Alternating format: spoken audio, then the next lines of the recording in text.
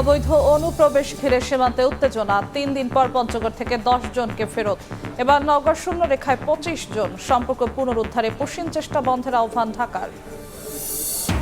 আমদানি রফতানির আড়ালে বছরে পাচার হচ্ছে $8 বিলিয়ন। কঠিন হলেও বন্ধে সচেষ্ট সরকার।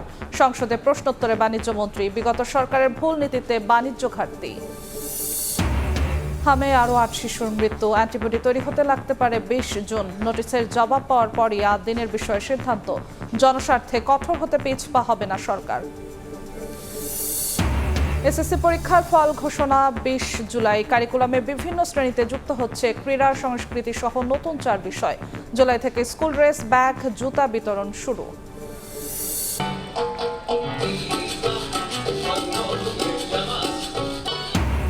বিশ্বকাপ আয়োজনে যুক্তরাষ্ট্র কানাডাকে টেক্কা, মেক্সিকান ওয়েভের তালে মাতল অ্যাঞ্জেল অফ ইন্ডিপেন্ডেন্স। ছুটির দিনে টরন্টোর সমর্থকদের ফুটবলের উৎসব।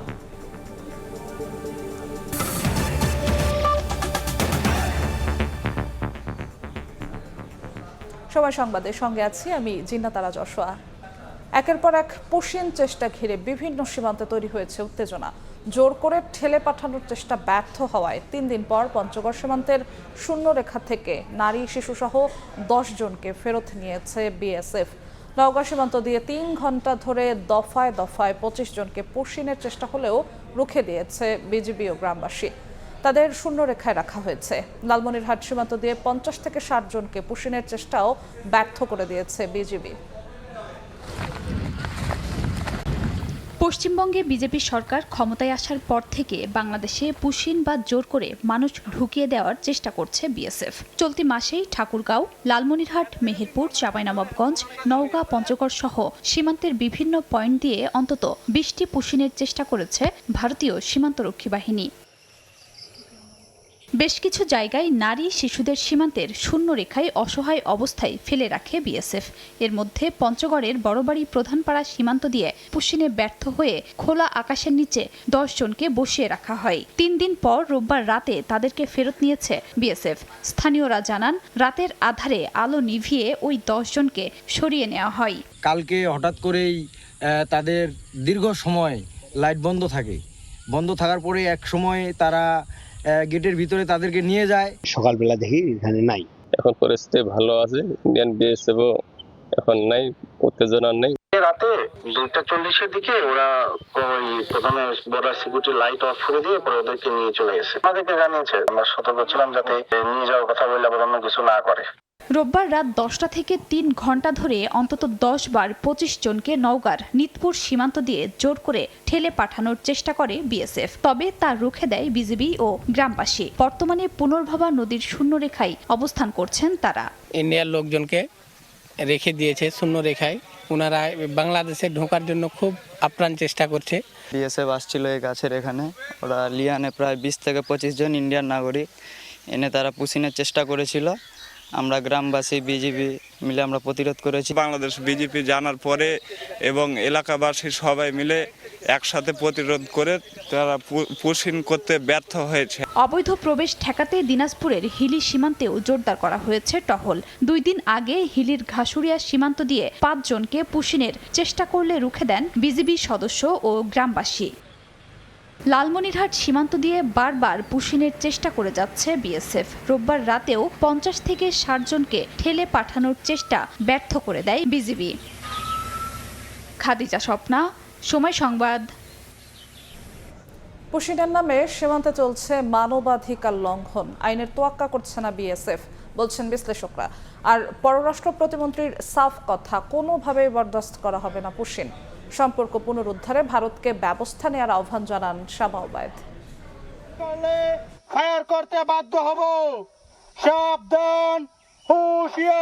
পশ্চিমবঙ্গে বিজেপি সরকার ক্ষমতায় আসার পর থেকে বাংলাদেশ সীমান্তে পুশিন নিয়ে উত্তেজনা শুরু হয়েছে। বাংলাদেশি দাবি করে প্রতিদিনই পুশিনের চেষ্টা অব্যাহত রাখছে ভারতীয় সীমান্তরক্ষী বাহিনী বিএসএফ।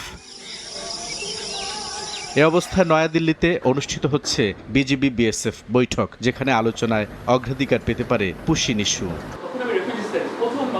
সীমান্তে অস্থিরতা উভয় দেশের জন্য ক্ষতিকর দাবি করে বিশ্লেষকরা বলছেন, পশ্চিমবঙ্গে বিজেপি সরকার ক্ষমতায় আসার পর সীমান্ত সংকট প্রকট হয়েছে। খুবই ব্লেটেন্ট বাংলাদেশ বিরোধিতা শুভেন্দু অধিকারী এবং তার দলের, সেখান থেকে তারা বের হয়ে আসতে পারেননি এবং সেটাকে উপজীব্য করেই তারা এখন মনে হচ্ছে যে তারা পশ্চিমবঙ্গে ক্ষমতাকে আরো সুসংহত করতে চাইছেন। কিন্তু এই যে তথাকথিত অবৈধ বাংলাদেশি তারা খুঁজে বের করেছে, এবং এর মধ্যে অবৈধ বাংলাদেশি থাকতেও পারে, আমি জানি না, ভেরিফিকেশন হওয়া প্রয়োজন। এটি ফেরত পাঠানোর আন্তর্জাতিক স্বীকৃত অনেক পদ্ধতি আছে এবং সিভিলাইজ অনেক পদ্ধতি আছে যেটি অন্যান্য রাষ্ট্র অনুসরণ করে, ভারতও সেটি করতে পারত। অবৈধ অনুপ্রবেশের চেষ্টার সমালোচনা করে বিশ্লেষকরা বলছেন, ভারতে অবৈধ বাংলাদেশি থাকলে প্রমাণ সাপেক্ষে আন্তর্জাতিক আইন মেনে ব্যবস্থা নিতে হবে। যদি আমাদের সত্যিকার অর্থে কোনো বাংলাদেশি সীমান্ত অতিক্রম করে থাকে, আমরা তাদের নিব, কিন্তু প্রমাণ সাপেক্ষে, এবং সেটা আমরা করব। অশান্ত সীমান্ত কোনোদিনই আমাদের জন্য, কারোর জন্য শুভকর হবে না। পুশিন বন্ধে দিল্লিকে কার্যকর ব্যবস্থা নেওয়ার আহ্বান জানিয়ে পররাষ্ট্র প্রতিমন্ত্রী বলেন, নতুবা দ্বিপাক্ষিক সম্পর্ক পুনরুদ্ধারে প্রভাব পড়তে পারে। কোনোভাবেই পুশিনকে আমরা অ্যালাউ করছি না। আমরা আশা করব যে ভারত সরকার এটা তারা সিরিয়াসলি নেবে এবং যথাযথ প্রক্রিয়ার মাধ্যমে, যথাযথ মেকানিজম এবং ডিপ্লোমেসির মাধ্যমে আমাদের এই কাজটি তারা সমাধান করবে। ভারত এবং বাংলাদেশ সম্পর্ক, যেটা আমরা বলি যে নতুন উচ্চতায় ওঠার চেষ্টা হচ্ছে, এবং ওনারাও একটি প্যারাডাইম শিফটের কথা বলেন, সেই প্যারাডাইম শিফটটা যদি হতে হয় তাহলে এই কাজগুলা, যেই ডিপ্লোমেসি আছে, যেই বিদ্যমান প্রক্রিয়া আছে, সেই প্রক্রিয়াটাই আমাদের দুই দেশের অবলম্বন করা উচিত। পররাষ্ট্র প্রতিমন্ত্রী জানিয়েছেন, ইতোমধ্যে পুশিন নিয়ে ভারতকে 12 থেকে 13টি চিঠি দিয়েছে ঢাকা। বুলবুল রেজা, সময় সংবাদ, ঢাকা। দেশের আইন শৃঙ্খলা পরিস্থিতি উদ্বেগজনক, টিআইবির এমন দাবি নাকচ করেছেন স্বরাষ্ট্রমন্ত্রী সালাউদ্দিন আহমদ। গত বছরের চেয়ে দেশের আইন শৃঙ্খলা পরিস্থিতির অনেক উন্নতি হয়েছে বলে জানান তিনি। দুপুরে সচিবালয়ে তিনি বলেন, সাম্প্রতিক বিভিন্ন ঘটনায় পেশাদারিত্বের সঙ্গে দায়িত্ব পালনকারী 15 পুলিশ সদস্যকে পুরস্কৃত করেছে সরকার। টিআইবি রিপোর্টটা আমার সামনে নাই, আর টিআইবি রিপোর্ট করে পত্রিকার কাটিং এর উপরে। টিআইবি কোনো তদন্ত করে না, টিআইবি প্রকৃত ঘটনা জাজ করে তারপরে কোনো স্টেটমেন্ট দেয় না। আমাদের সামনে যেটা আছে সেটা হলো পুলিশের অপরাধ চিত্র, এবং সেই অপরাধ চিত্রটা জেলা থেকে আমরা কালেকশন করি, এটা আমাদের রুটিন ওয়ার্ক, এবং সেটা প্রকৃত তথ্য। আর পত্রিকান্তরে অনেক খবর প্রকাশিত হয়, সেগুলো আমরা অবশ্যই নজরে আনি এবং সেগুলো খোঁজখবর নেই। প্রত্যেকটা ঘটনা যে সঠিক সেরকম বলা যাবে না। 3টা ঘটনার প্রেক্ষিতে আমি আইজিপি এবং এডিশনাল আইজিপি সবাই মিলে উপস্থিত থেকে তাদেরকে স্বীকৃতি এবং সম্মাননা দিচ্ছি। এবার আসছে বাজেটের খবর।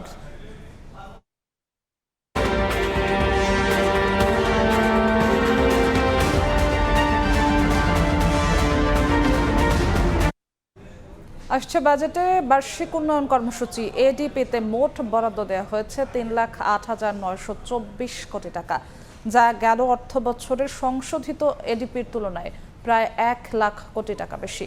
এর মধ্যে সবচেয়ে বেশি বরাদ্দ পেয়েছে পরিবহন ও যোগাযোগ খাত, বাড়ানো হয়েছে স্বাস্থ্য ও শিক্ষা খাতের বরাদ্দ। 11 জুন সংসদে 2026-27 অর্থ বছরের বাজেট প্রস্তাব পেশ করবেন অর্থমন্ত্রী। নতুন অর্থ বছরের প্রস্তাবিত বাজেটে বার্ষিক উন্নয়ন কর্মসূচি এডিপিতে মোট বরাদ্দ দেওয়া হয়েছে 3,08,924 কোটি টাকা, যা মোট প্রস্তাবিত বাজেটের প্রায় 33.5%। এর মধ্যে 16.7% বরাদ্দ পেয়ে তালিকার শীর্ষে পরিবহন ও যোগাযোগ খাত, বরাদ্দ দেওয়া হয়েছে 50,092 কোটি টাকা। মোট বরাদ্দে 15.86% পেয়ে তালিকার দ্বিতীয় অবস্থানে শিক্ষা খাত, বরাদ্দ পেয়েছে 47,591 কোটি টাকা। বেড়েছে স্বাস্থ্য খাতের বরাদ্দ, 35,530 কোটি টাকা বরাদ্দ দেওয়া হয়েছে প্রস্তাবিত এডিপিতে। বিদ্যুৎ ও জ্বালানি খাতে 10.9% বরাদ্দ দেওয়া হয়েছে টাকার হিসেবে, যা দাঁড়ায় 32,691 কোটি টাকা। আর এডিপির মোট বরাদ্দে 3.61% পেয়েছে কৃষি খাত। অন্তরা সেন, সময় সংবাদ, ঢাকা। প্রতিবছর আমদানি রফতানির আড়ালে পাচার হচ্ছে $8 বিলিয়ন। এমন তথ্য তুলে ধরে পাচার বন্ধে কি পদক্ষেপ নেওয়া হচ্ছে সংসদে তা জানতে চেয়েছেন ব্রাহ্মণবাড়িয়া 2 আসনের সংসদ সদস্য রুমিন ফারহানা। জবাবে বাণিজ্য মন্ত্রী জানান, বছরে $130 বিলিয়ন বিশাল আমদানি রফতানি বাণিজ্যের মধ্যে কোনো পণ্যের আড়ালে অর্থ পাচার হচ্ছে কিনা সেটা বের করা কঠিন। তারপরও বাণিজ্যের আড়ালে অর্থ পাচার রোধে সচেষ্ট আছে সরকার। আরো বলেন, বিগত সরকারের ভুল নীতির ফলে বাণিজ্য ঘাটতি বেড়েছে।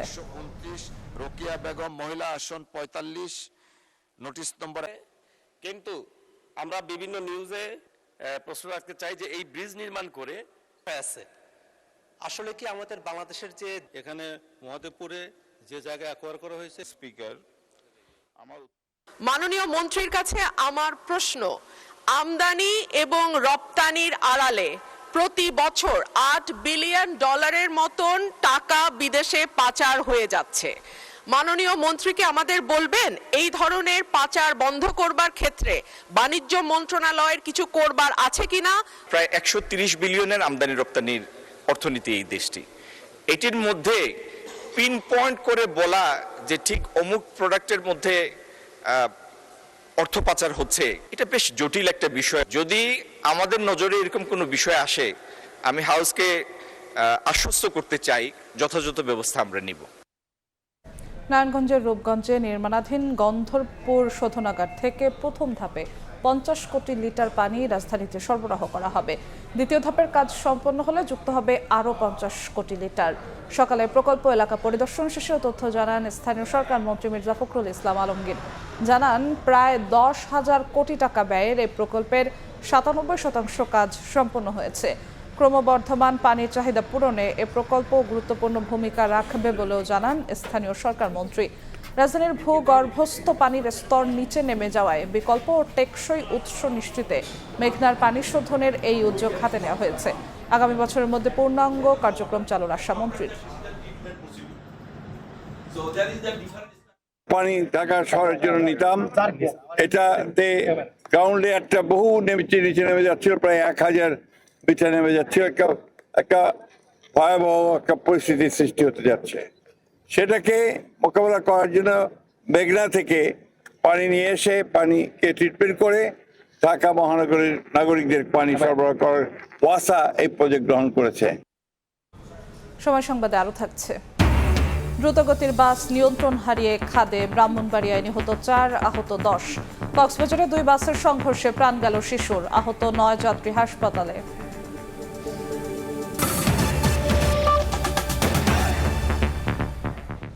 হাওয়া উপসর্গে প্রাণ গেছে আরও 8 জনের, নতুন আক্রান্ত 1185 জন। টিকার কারণে নতুন ভর্তি কমলেও জটিল রোগীদের নিয়ে বাড়ছে শঙ্কা। হামের সঙ্গে অ্যাডিনো ও বোকা ভাইরাসের সংক্রমণে মারাত্মক ক্ষতিগ্রস্ত হচ্ছে শিশুর রোগ প্রতিরোধ ক্ষমতা। এতে নিউমোনিয়ায় বিকল হচ্ছে শিশুর ফুসফুসের টিস্যু। চিকিৎসকরা বলছেন পুষ্টি সমৃদ্ধ খাবারের পাশাপাশি সুস্থ হওয়ার পর অন্তত 1.5 মাস রাখতে হবে আইসোলেশনে। এখনো উৎকণ্ঠা হাসপাতালের হাম ওয়ার্ড জুড়ে। রাজধানীর শিশু হাসপাতালে হামে নতুন রোগীর সংখ্যা কমলেও শঙ্কায় দিন পার করছেন দীর্ঘদিন জটিল অবস্থায় ভর্তি থাকা শিশুর অভিভাবকরা। শুরুতে সাধারণ জ্বর সর্দি থেকে নিউমোনিয়া, এরপর ফুসফুসের সংক্রমণ। এতেই কাবু হচ্ছে শিশুরা, সুস্থ হতেও সময় লাগছে বেশি। ওষুধ অনেকদিন খাওয়াই, 2-4 দিন যেই খাওয়ানো বাদ দিই আবারই জ্বর ওঠে। ওইরকম করে প্রায় 1 মাসেরও বেশি দরকার আপনার খালি ওষুধের উপর রাখ।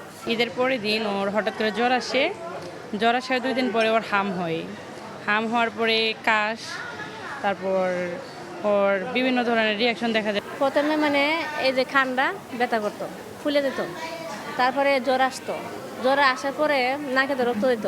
চিকিৎসকরাও বলছেন টিকার সুফলে নতুন রোগী কমলেও জটিল রোগীদের অবস্থা আশঙ্কাজনক। মারাত্মক নিউমোনিয়ায় বিকল হচ্ছে শিশুর ফুসফুসের টিস্যু। বাইরে থেকে যে রোগীগুলো আসতেছে এখন, সেগুলো কিন্তু সাধারণ যে বললাম নতুন আক্রান্ত কোনো রোগী না, আগে হাম হয়েছিল, তাদের জটিলতা নিয়ে মানে কমপ্লিকেশন নিয়ে আসতেছে, স্পেশালি নিউমোনিয়া। এবং এই নিউমোনিয়াটা এত খারাপ যে তার শ্বাসকষ্ট কোনোভাবেই কমে না। অক্সিজেন দেওয়ার পরেও তার ডিসচার্জ রিলিভ হয় না, কারণ তার বায়োলেটার লাং সিভিয়ারলি ড্যামেজ। এই জন্য অক্সিজেন এক্সচেঞ্জ করার জন্য যে জায়গাটা টিস্যুটা, ভালো টিস্যুই নেই, টিস্যুই নষ্ট হয়ে যাচ্ছে। এছাড়া নতুন করে শঙ্কা বাড়াচ্ছে অ্যাডিনো ও হিউম্যান বোকা ভাইরাসের সংক্রমণ, যার কারণে মারাত্মকভাবে ক্ষতিগ্রস্ত হচ্ছে শিশুর রোগ প্রতিরোধ ক্ষমতা। আমরা রেসপিরেটরি প্যানেল টেস্ট করে দেখতেছি, লাং প্যানেল করে অ্যাডিনো ভাইরাস, বোকা ভাইরাস এগুলো দিয়েও নিউমোনিয়া হচ্ছে। মিজেলসে কমছে, আবার অ্যাডিনো ভাইরাস বা বোকা ভাইরাসও আবার কমাই দেয়। এই ডাবল অ্যাকশনের জন্য তার ইমিউনিটি আরও সাপ্রেসড, এই জন্য তার ইনফেকশনটা সিভিয়ার আকার ধারণ করে। হাম পরবর্তী জটিলতা থেকে শিশুকে সুরক্ষা দিতে সুস্থ হওয়ার পরও অন্তত 1.5 মাস বিশেষ সচেতনতার মধ্যে রাখার পরামর্শ চিকিৎসকদের। মনির হোসাইন, সময় সংবাদ, ঢাকা। কারণ দর্শানোর নোটিশের জবাব পাওয়ার পরই 8 দিন হাসপাতালের বিষয়ে সিদ্ধান্ত নেওয়া হবে বলে জানিয়েছেন স্বাস্থ্যমন্ত্রী। জনস্বার্থে সরকার যে কোনো ধরনের কঠোর সিদ্ধান্ত নিতে পিছপা হবে না বলেও জানান তিনি। এছাড়া আহমেদ টিকা প্রসঙ্গে স্বাস্থ্যমন্ত্রী বলেন, অ্যান্টিবডি তৈরি হতে সময় লাগবে 20 জুন পর্যন্ত। রাজধানীর মগবাজারের 8 দিন মেডিকেল কলেজ হাসপাতালে সম্প্রতি চিকিৎসাধীন অবস্থায় 6 নবজাতকের মৃত্যুর ঘটনায় দেশজুড়ে তোলপাড় সৃষ্টি হয়। লাইসেন্স কেন বাতিল হবে না জানতে চেয়ে হাসপাতালটিকে শোকজ করে স্বাস্থ্য অধিদপ্তর। রোববার বিকেল 5টার মধ্যে জবাব দেওয়ার নির্দেশ থাকলেও আবেদনের পরিপ্রেক্ষিতে আরও 2 দিন সময় দেওয়া হয়।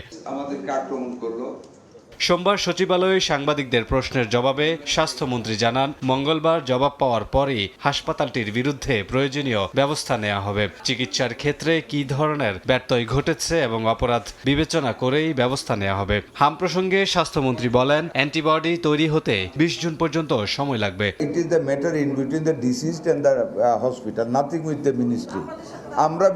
আমরা দেখব আমাদের আইনানুগভাবে আমাদের পারমিশনের সাথে কি কি ব্যত্যয় ঘটেছে, কি অপরাধ করেছে, we will go to take action against that. আমরা আমাদের অবস্থানে ইনশাল্লাহ ঠিক আছি। এই গভর্নমেন্ট আমরা সততার ভিত্তিতে ন্যায়নিষ্ঠভাবে দেশের জন্য কাজ করি। কাজে এটা যেহেতু জনস্বার্থ সংশ্লিষ্ট, আমরা জনস্বার্থ সংশ্লিষ্ট থেকে এক বিন্দু মাত্র পিছপা হব না। এদিকে ডেঙ্গু রোগীদের চিকিৎসার জন্য স্বাস্থ্য মন্ত্রণালয়কে অনুদান হিসেবে 1 লাখ আইভি স্যালাইন দিয়েছে Bangladesh association of pharmaceuticals industries. স্বাস্থ্য প্রতিমন্ত্রী বলেন, ডেঙ্গুর মৌসুম সামনে রেখে আক্রান্তের হার কমিয়ে আনতে সরকার সব ব্যবস্থা নিয়েছে। ডেঙ্গুর প্রাদুর্ভাবের জন্য আমরা যে পরিকল্পনা গ্রহণ করেছি সেখানেও কিন্তু প্রত্যেকটি স্টেক হোল্ডারের সুনির্দিষ্ট ভূমিকা রয়েছে। আমি বলবো আমাদের স্বাস্থ্য খাতে এই 2-3 মাসে আমাদের নতুন সরকারের পক্ষ থেকে এটা একটা বড় স্ট্র্যাটেজিক চেঞ্জ। সেন্ট্রাল স্টোরের পাশাপাশি বিভিন্ন উপজেলায় আরো 20 থেকে 25,000 স্যালাইন মজুত রয়েছে বলেও জানানো হয় অনুষ্ঠানে। কামরুল হাসান, সময় সংবাদ, ঢাকা। এখনো ব্যবহারিক পরীক্ষা চললেও 20 জুলাই এসএসসি ও সমমান পরীক্ষার ফল প্রকাশ করা হবে বলে জানিয়েছেন শিক্ষামন্ত্রী। সচিবালয়ের সংবাদ সম্মেলনে তিনি আরও জানান, আগামী শিক্ষাবর্ষ থেকে বিভিন্ন শ্রেণীতে যুক্ত হচ্ছে 4টি নতুন বিষয়। চলতি বছর এসএসসি ও সমমান পরীক্ষা শুরু হয় 21 এপ্রিল, লিখিত পরীক্ষা শেষ হয় 20 মে। এখনও চলছে ব্যবহারিক পরীক্ষা। এবার অংশ নিয়েছেন 18,57,344 জন। এসএসসি পরীক্ষা পুরোপুরি শেষ না হলেও শিক্ষামন্ত্রী জানান, ফল প্রকাশ করা হবে 20 জুলাই। সোমবার সচিবালয়ে সংবাদ সম্মেলনে আরও জানান, আগামী বছর 7 জানুয়ারি থেকে শুরু হবে এসএসসি পরীক্ষা। এসএসসি রেজাল্ট আমরা 20 জুলাই আউট করব, সেই নির্দেশনা আমরা দিয়ে দিয়েছি এবং পরবর্তীতে আমাদের এসএসসি পরীক্ষার রুটিন এবং আমরা সবকিছু অ্যানাউন্স করেছি। মন্ত্রী জানান, স্কুল পর্যায়ের শিক্ষার্থীদের কারিকুলাম পরিমার্জনের কাজ চলছে। আগামী শিক্ষাবর্ষ থেকে বিভিন্ন শ্রেণীতে যুক্ত হচ্ছে ক্রীড়া, সংস্কৃতি, কারিগরি বৃত্তি এবং লার্নিং উইথ হ্যাপিনেস নামে 4টি নতুন বিষয়। আমরা পরিমার্জনের জন্য আমরা বসছি এবং সেগুলি আমরা রেডি করে ফেলেছি। আর আমরা 2027-এর বই আমরা 2026-এর ডিসেম্বর 25-এর ভিতরে দেব। কারিকুলামের উপর ব্যাপক কাজ চলছে। শিক্ষার্থীদের ট্যাব বিতরণ নিয়ে আগের সরকারের সময় কোনো দুর্নীতি হলে তা খতিয়ে দেখার কথাও জানান এহসানুল হক মিলন। প্রসূন আশিস, সময় সংবাদ, ঢাকা। স্বাস্থ্যকর্মীদের নিরাপত্তা আইন প্রণয়ন, ন্যূনতম 30,000 টাকা বেতন নির্ধারণ সহ 6 দাবিতে চলছে ইন্টার্ন চিকিৎসকদের আন্দোলন। জরুরি সেবা চালু থাকলেও কিছু হাসপাতালে ভোগান্তিতে পড়েন রোগীরা। দাবি না মানলে কঠোর আন্দোলনের হুঁশিয়ারি ইন্টার্নদের। দাবি আদায়ে ইন্টার্ন চিকিৎসকদের স্লোগান। নিরাপত্তা আইন প্রণয়ন, ইন্টার্ন চিকিৎসকদের ন্যূনতম 30,000 টাকা বেতন, ট্রেনি চিকিৎসকদের নবম গ্রেডের সমমান বেতন নির্ধারণের পাশাপাশি বিএমইউ ও বিসিপিএস পরীক্ষার ফি কমানোর দাবিতে রাজধানীর গ্রিন লাইফ মেডিকেল কলেজের সামনে অবস্থান কর্মসূচি পালন করেন শিক্ষার্থীরা। এই দাবিগুলো কিন্তু শুধু আমাদের স্বার্থের জন্য নয়, এটা দেশবাসী এবং রোগীদের স্বার্থের জন্য। আমরা আমাদের নিরাপত্তা যাচ্ছি, আমাদের যে বেতন ব্যবস্থা নিয়ে সেটা নিয়ে আমরা কথা বলতে যাচ্ছি, আমাদের আদার যে সমস্ত সমস্যাগুলো আছে আমাদেরকে সেগুলোই পরিপূর্ণ করছি। শুধু আশ্বাস না, অ্যাকশনও নিতে হবে। অ্যাকশন নিলে পরে তারপরে আমরা আশা করব যে আমরা আমাদের কর্মের দিকে ফিরে যাব। বরিশালে ক্লাস বর্জন করে ধর্মঘট পালন করেছেন শেরেবাংলা মেডিকেল কলেজের ইন্টার্ন চিকিৎসকরা। স্বাস্থ্য ও পরিবার কল্যাণ মন্ত্রণালয়ের প্রস্তাবনা বৈষম্যমূলক ও অযৌক্তিক দাবি করেন তারা। আমাদেরকে পর্যাপ্ত সুযোগ সুবিধা না দেওয়া হয় তাহলে আমরা আমাদের লাইফ কিভাবে লিড করব? আমাদের বিজ্ঞপ্তি বাতিল করতে হবে। বিজ্ঞপ্তি বিসিপিএস একটা নোটিশ দিয়েছে, কিন্তু স্বাস্থ্য শিক্ষা মন্ত্রণালয় দিলে সেটা প্রজ্ঞাপন জারি করলে সেখানে আমরা সদস্য থাকবো। আমরা আশা করতেছি সরকার আমাদের দাবির বিষয়ে আন্তরিক হবে, আমরা ক্লাসে ফিরতে চাই। একই দাবিতে Sylhet MAG Osmani medical college হাসপাতালের প্রশাসনিক ভবনের সামনে অবস্থান নেন আন্দোলনকারীরা। দ্রুত দাবি না মানা হলে কঠোর আন্দোলনের হুঁশিয়ারি দেয়া হয়। এছাড়া কর্মবিরতি পালন হয়েছে রাজশাহী ও পটুয়াখালী মেডিকেল কলেজ হাসপাতালেও। এদিকে সচিবালয়ে এ নিয়ে কথা বলেন স্বাস্থ্যমন্ত্রী। বলেন, দাবি দেওয়া পর্যালোচনা করে নেওয়া হবে ব্যবস্থা। এটা নিয়ে আমাদের সচিব মহোদয়, ডিজি মহোদয় ওনারা বসবেন। আন্দোলন তো মানুষ করবেই, গণতান্ত্রিক দেশ, যার যার রাইট আছে।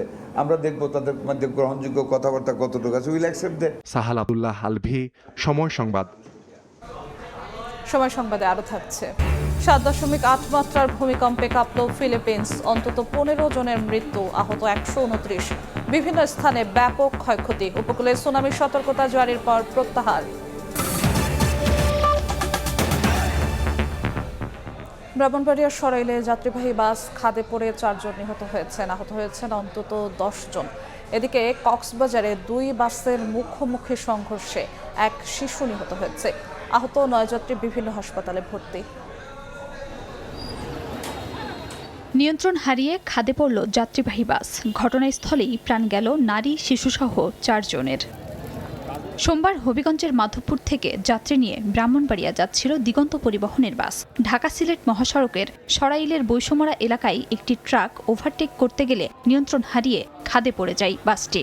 ঘটনাস্থলেই 2 পুরুষ, 1 নারী ও 1 শিশুর মৃত্যু হয়, আহত হন 15 জন। স্থানীয়রা তাদের উদ্ধার করে বিভিন্ন হাসপাতালে পাঠায়। পরিবারের থেকে কোনো অভিযোগ না থাকায় আইনি প্রক্রিয়া সম্পন্ন করে স্বজনদের কাছে মরদেহ হস্তান্তর করে হাইওয়ে পুলিশ। গাড়ি উল্টা পড়ছে, আয়াসাইরা দিয়ে তলে পড়ছে 4 জন লোক। এবার তো ওই মীরা আক্তারের এই বেকোয়ান্না সাইরা আলগি দিয়ে লোকটি বাইর করছি। মৃত সংখ্যা আপাতত 4 জন এবং বাড়তে পারে। তারপরে হচ্ছে গুরুতর আহত আছে 6 জন। সবাইকে সদর হাসপাতাল এবং ব্রাহ্মণবাড়িয়া সরাইল উপজেলা স্বাস্থ্য কমপ্লেক্সে পাঠানো হয়েছে। এদিকে কক্সবাজার থেকে ঢাকা আসছিল এভারগ্রিন পরিবহনের একটি বাস। অন্যদিকে চকরিয়া থেকে কক্সবাজার যাচ্ছিল শরীফ এন্টারপ্রাইজের বাস। চকরিয়ার মেদাকচ্ছপিয়া এলাকায় বাস দুটির মুখোমুখি সংঘর্ষ হয়। এ সময় শরীফ এন্টারপ্রাইজের বাসের ছাদ খুলে রাস্তায় পড়লে এক শিশু মারা যায়। আহত 8 থেকে 9 যাত্রীকে বিভিন্ন হাসপাতালে পাঠায় স্থানীয়রা। খাদিজা স্বপ্না, সময় সংবাদ। হবিগঞ্জে ইউনিয়ন পরিষদের দায়িত্বভার নিয়ে সংঘর্ষে জড়ালেন প্যানেল চেয়ারম্যান এবং কারামুক্ত চেয়ারম্যানের সমর্থকেরা। এতে আহত হয়েছেন অন্তত 30 জন। পুরো এলাকায় উত্তেজনা ছড়িয়ে পড়লে পরিস্থিতি নিয়ন্ত্রণে আনে পুলিশ। হবিগঞ্জের বানিয়াচংয়ের বড়ইউরি ইউনিয়ন পরিষদের চেয়ারম্যান ও প্যানেল মেম্বারের মধ্যে বিরোধের জেরে সংঘর্ষে জড়ায় দুপক্ষ। স্থানীয়রা জানান, অপারেশন ডেভিল হান্ট চলার সময় গ্রেফতার হন বড়ইউরি ইউনিয়ন পরিষদের চেয়ারম্যান, কার্যক্রম নিষিদ্ধ আওয়ামী লীগ নেতা ফরিদ আহমেদ। পরে ইউনিয়ন পরিষদের দায়িত্ব নেন প্যানেল চেয়ারম্যান ও যুবদল নেতা মিজানুর রহমান কপিল। কারাভোগ করে ফরিদ আহমেদ জামিনে মুক্তি পাওয়ার পর চেয়ারম্যানের দায়িত্বভার নিতে চাইলে তাতে আপত্তি জানান মিজানুর রহমান কপিল। এ নিয়ে দুজনের মধ্যে চলছিল দ্বন্দ্ব। এর মধ্যে সোমবার সকালে ইউনিয়ন পরিষদে কৃষকের মাঝে সরকারি নগদ অর্থ ও চাল বিতরণ অনুষ্ঠানে ফরিদ আহমেদ উপস্থিত হলে উত্তেজনা তৈরি হয়। কথা কাটাকাটিতে জড়িয়ে পড়েন ফরিদ আহমেদ ও মিজানুর রহমান। পরে অস্ত্র নিয়ে সংঘর্ষে জড়িয়ে পড়ে 2 পক্ষের সমর্থকরা। প্রায় 2 ঘন্টা ধরে চলা এই সংঘর্ষে আহত হন অন্তত 30 জন। পরিস্থিতি নিয়ন্ত্রণে এলাকায় মোতায়েন করা হয়েছে অতিরিক্ত পুলিশ। সময় সংবাদ, হবিগঞ্জ। 7.8 মাত্রার শক্তিশালী ভূমিকম্পে কাঁপল ফিলিপিন্সের দক্ষিণাঞ্চল। এখন পর্যন্ত 15 জনের মৃত্যুর খবর পাওয়া গেছে, আহত হয়েছেন অন্তত 129 জন। বেশ কয়েকটি এলাকায় ব্যাপক ক্ষয়ক্ষতি হয়েছে। ভূমিকম্পের পর ফিলিপিন্স, ইন্দোনেশিয়া, জাপান সহ কয়েকটি দেশে সুনামি সতর্কতা জারি করা হলেও পরে তা প্রত্যাহার করে নেওয়া হয়। ধসে পড়ছে একের পর এক ভবন, জীবন বাঁচাতে ছুটছেন মানুষ। স্থানীয় সময় সোমবার সকালে শক্তিশালী ভূমিকম্পে হঠাৎই কেঁপে ওঠে ফিলিপিন্সের দক্ষিণাঞ্চল মিন্দানাও দ্বীপ। বহু ভবন ক্ষতিগ্রস্ত হয়েছে, হতাহত হয়েছেন বেশ কয়েকজন। মার্কিন ভূতাত্ত্বিক জরিপ সংস্থা USGS জানিয়েছে ভূমিকম্পের মাত্রা ছিল 7.8। German research centre for Jio sciences জানায় ভূমিকম্পটির উৎপত্তি ভূপৃষ্ঠের প্রায় 10 কিলোমিটার গভীরে। সারাঙ্গানি প্রদেশের একটি স্কুলে সকালে পতাকা উত্তোলন অনুষ্ঠানের সময় অনুভূত হয় এই তীব্র কম্পন। ভয়ে ছোটাছুটি করেন শিশুরা। স্থানীয় পুলিশ প্রধান জানান ঝাঁকুনিতে পুলিশ ভবনের দেয়ালে ফাটল দেখা দিয়েছে। আতঙ্কে অনেক মানুষ ভবন ছেড়ে বাইরে চলে আসেন। কেউ কেউ ভয় পেয়ে অসুস্থ হয়ে পড়েন। ভূমিকম্পের পর ফিলিপিন্স, ইন্দোনেশিয়া ও জাপান সহ কয়েকটি দেশ সুনামি সতর্কতা জারি করে। পরে পরিস্থিতি মূল্যায়নের পর অধিকাংশ এলাকায় সতর্কতা ধীরে ধীরে প্রত্যাহার করে নেওয়া হয়। পশ্চিম ইন্দোনেশিয়া সময় সকাল 7:11 পর্যন্ত BMKG'র পর্যবেক্ষণে 6.7 ও 5.9 মাত্রার দুটি আফটারশক রেকর্ড করা হয়েছে। উপকূলীয় এলাকার বাসিন্দাদের নিরাপদ ও উঁচু স্থানে সরে যাওয়ার পরামর্শ দেওয়া হচ্ছে। ভূমিকম্পের ঝুঁকিতে থাকা বিশ্বের অন্যতম অঞ্চল হল ফিলিপিন্স ও ইন্দোনেশিয়া। দুই দেশেই রয়েছে প্যাসিফিক রিং অফ ফায়ারের অবস্থান, যার কারণে দেশ দুটি প্রায়ই শক্তিশালী ভূমিকম্পের ঝুঁকিতে থাকে। এশিতা আক্তার, সময় সংবাদ। ফুটবল ইতিহাসে প্রথমবার 3 দেশে বসতে যাচ্ছে গ্রেটেস্ট শো অন আর্থ। তবে অন্য দুই স্বাগতিকদের টেক্কা দিয়ে নিজেদের মুনশিয়ানা দেখাতে মুখিয়ে মেক্সিকানরা। মেক্সিকান ওয়েব দিয়ে গিনেস বুক ওয়ার্ল্ড রেকর্ডসে নাম লেখানোর উদ্যোগ নিয়েছে দেশটির ফুটবল প্রেমীরা। মেক্সিকো সিটির পাসিও দে লা রিফর্মা বুলেভার্দে জড়ো হয়ে শত শত মানুষ মেতে উঠেছিলেন এই বিশেষ উদযাপনে।